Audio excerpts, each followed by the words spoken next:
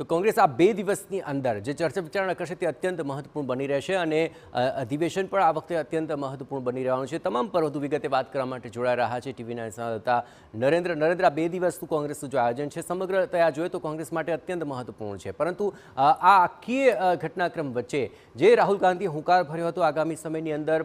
ગુજરાતની અંદર ભાજપને હરાવવાનું, શું આ તેની પહેલ છે અને તેના માટે કોંગ્રેસની કેવી તૈયારીઓ આપ જોઈ રહ્યા છો નરેન્દ્ર?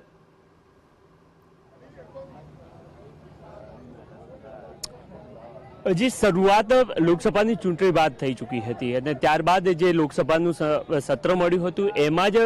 વડાપ્રધાન નરેન્દ્ર મોદી અને અમિત શાહને રાહુલ ગાંધી દ્વારા ચેલેન્જ આપવામાં આવી। ત્યારબાદ ગત વર્ષે જે CWCની બેઠક મળી એમાં નક્કી કરવામાં આવ્યું કે આગામી CWCની બેઠક અને રાષ્ટ્રીય અધિવેશન ગુજરાતમાં મળશે અને એના જ કારણે અત્યારે હાલ ગુજરાતમાં આ વર્કિંગ કમિટીની બેઠક અને આવતીકાલે રાષ્ટ્રીય અધિવેશન મળવા માટે જઈ રહ્યું છે અને એના માટે તમામ નેતાઓ એક બાદ એક અત્યારે હાલ ગુજરાત આવતા આપને જોવા મળી રહ્યા છે। મહત્વની વાત એ છે કે ત્યારે પણ એ કહેવામાં આવ્યું હતું કે ગુજરાતનો જે સંઘર્ષ છે એ ખૂબ મોટો છે, પરંતુ એ સંઘર્ષ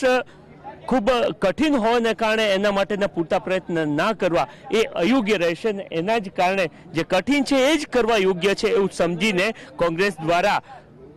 વડાપ્રધાન નરેન્દ્ર મોદી અને અમિત શાહને એમના જ હોમ સ્ટેટમાં ચેલેન્જ આપવા માટે જ આ રાષ્ટ્રીય અધિવેશન અહીંયા બોલાવવામાં આવ્યું છે। કોંગ્રેસના અનેક નેતાઓ સાથે છેલ્લા 2-3 દિવસથી વારંવાર વાતચીત થઈ રહી છે અને એમાં એ તમામ નેતાઓ એક બાબત સ્પષ્ટ કહેતા જોવા મળી રહ્યા છે કે આ અધિવેશન થકી કોંગ્રેસ એટલે કે ગુજરાત કોંગ્રેસમાં નવા જે ઉત્સાહ છે એનો દોરી સંચાર થશે અને એ સિવાય એવા નિર્ણયો લેવામાં આવશે આ બેઠકોની અંદર કે જેના કારણે ચાહે કોંગ્રેસના સંગઠન એટલે કે રાષ્ટ્રીય સંગઠન હોય કે પછી જે તે પ્રદેશના સંગઠનો હોય એમાં ભવિષ્યમાં બદલાવ આવતા પણ જોવા મળશે અને એ સિવાય નીતિ વિષયક બાબતો જે છે એ સંદર્ભની અંદર અનેક મહત્વની ચર્ચાઓ થતી આગામી સમયની અંદર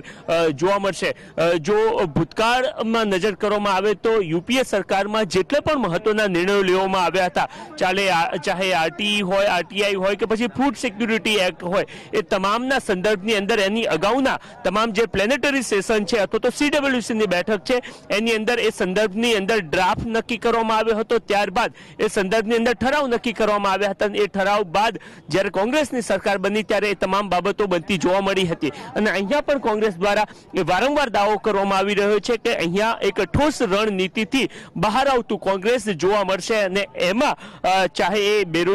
બેરોજગારીની વાત હોય કે પછી એ સહિતના તમામ મહત્વના જે મુદ્દાઓ છે એ સંદર્ભની અંદર ભવિષ્યમાં કોંગ્રેસ લડતું જોવા મળશે, પરંતુ ગુજરાતનો સંઘર્ષ ખૂબ લાંબો છે। એ તમામ બાબતો કોંગ્રેસના નેતાઓ જાણે છે અને એ જ બાબતને સમજીને ના માત્ર ગુજરાત સંગઠનના ફેરબદલની વાત હોય પરંતુ સમગ્ર દેશના સંગઠનમાં એક મોટો બદલાવ લાવવા માટે કોંગ્રેસ દ્વારા અગાઉથી જ એ બાબતમાં નક્કી કરી દેવામાં આવ્યું હતું અને સમગ્ર 2025નું જે વર્ષ છે એને કોંગ્રેસ સંગઠન પર્વ તરીકે ઉજવી રહ્યું છે। થોડા દિવસ પહેલા એટલે કે 3જી અને 4થી તારીખને સમગ્ર દેશના કોંગ્રેસના જે જિલ્લા પ્રમુખો છે એમને કોંગ્રેસના જે રાષ્ટ્રીય અધ્યક્ષ અને ખાસ તો રાહુલ ગાંધી લગભગ 16 વર્ષ બાદ આ રીતના જિલ્લાના પ્રમુખોને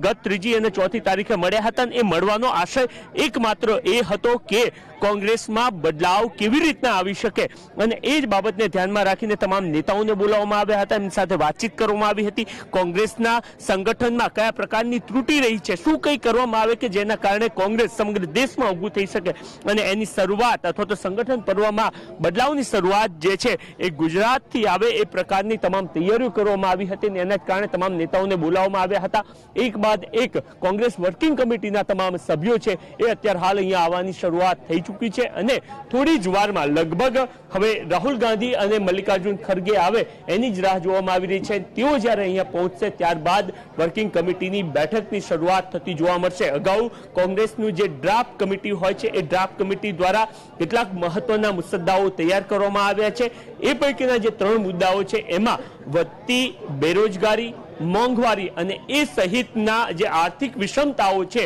એ સહિતના તમામ મહત્વના મુદ્દાઓ છે કે જેના પર આજની આ બેઠકમાં ચર્ચા કરવામાં આવશે। એ સિવાય આગામી રણનીતિ સંગઠનને લઈને કોંગ્રેસની કયા પ્રકારની હશે એ સહિતના તમામ મહત્વના મુદ્દાઓ આ કોંગ્રેસની વર્કિંગ કમિટીની બેઠકમાં ચર્ચાશે। જી આભાર નરેન્દ્ર, તમામ ગતિવિધિઓ પર આપ નજર રાખતા રહેજો. તો હવે મલ્લિકાર્જુન ખડગે અને રાહુલ ગાંધી તેની રાહ જોવાઈ રહી છે, પણ અમદાવાદમાં આજે કોંગ્રેસ વર્કિંગ કમિટીની આ બેઠક, જ્યાં આવતીકાલે 9મી એપ્રિલે કોંગ્રેસનું રાષ્ટ્રીય અધિવેશન, અને તેમાં કયા મુદ્દે ચર્ચા થશે